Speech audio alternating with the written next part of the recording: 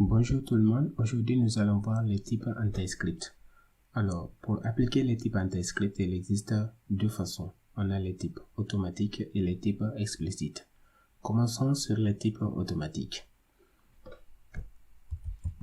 Let, je déclare une variable toto, puis je dis égal à 6. Bon, cette façon de déclarer notre variable est la façon automatique. Ce qui veut dire que TypeScript reconnaîtra directement quel est le type de notre variable en fonction de la valeur qu'on a donnée à cette variable. Bon, quand je survole ma souris sur le nom de la variable, on voit ici que notre variable a le type number. Ce qui veut dire que c'est automatiquement assigné. Bien. À la longue, quand j'essaie de changer la valeur de cette variable, vous allez voir que ça serait vraiment impossible. Quand je dis cette fois-ci, Toto va recevoir un booléen true et que je survole la souris, on dit le type true is not assignable to type number. Vous voyez un peu ce que ça fait? Donc, nous, on n'a pas donné le type à notre variable. C'est en fonction de la valeur qu'on l'a passé que TypeScript a compris que ouais, notre variable est de type entier. Bien, quand j'enlève la valeur, je garde notre variable comme ça.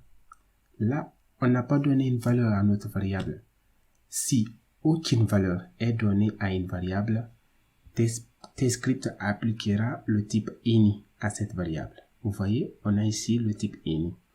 Alors, c'est quoi le type any? Le type any, en fait, ça permet de prendre plusieurs types de valeurs. Ça peut prendre une chaîne de caractères, excusez pour le terme, et ça peut prendre une chaîne de caractères, un booléen, un nombre, ainsi de suite. Bien.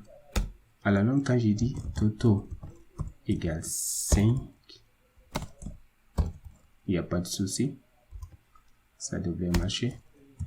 Toto égale true.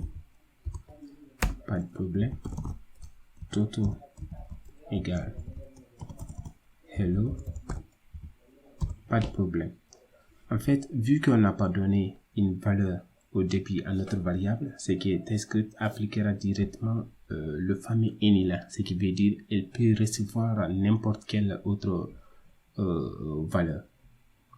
Bien, ça c'était les types automatiques. Maintenant, on va voir les types explicites. Pour les types explicites, ce qui veut dire qu'on doit assigner un type à notre variable.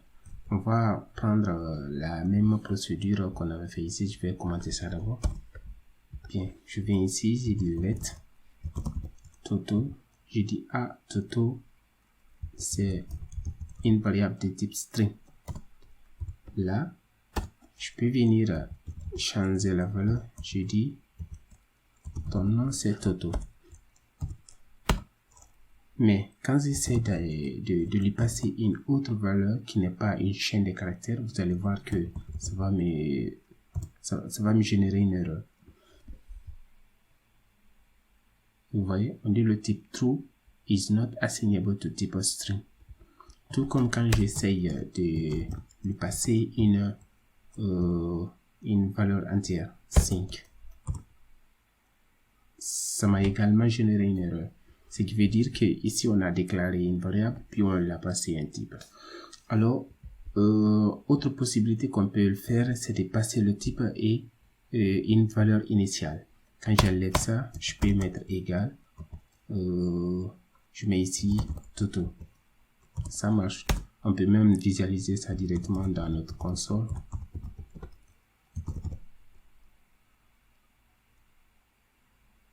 Bien, vous voyez notre Toto s'affiche ici. Bien, on peut déclarer notre variable. On dit let is ok. On dit c'est boolean et on lui passe une valeur true. Un autre type qu'on peut voir c'est date. On dit type date égale new date. Autre type, c'est le type number. On dit taille number. Bien, c'est un peu ça les différentes façons qui existent pour déclarer une variable et l'assigner un type. Merci.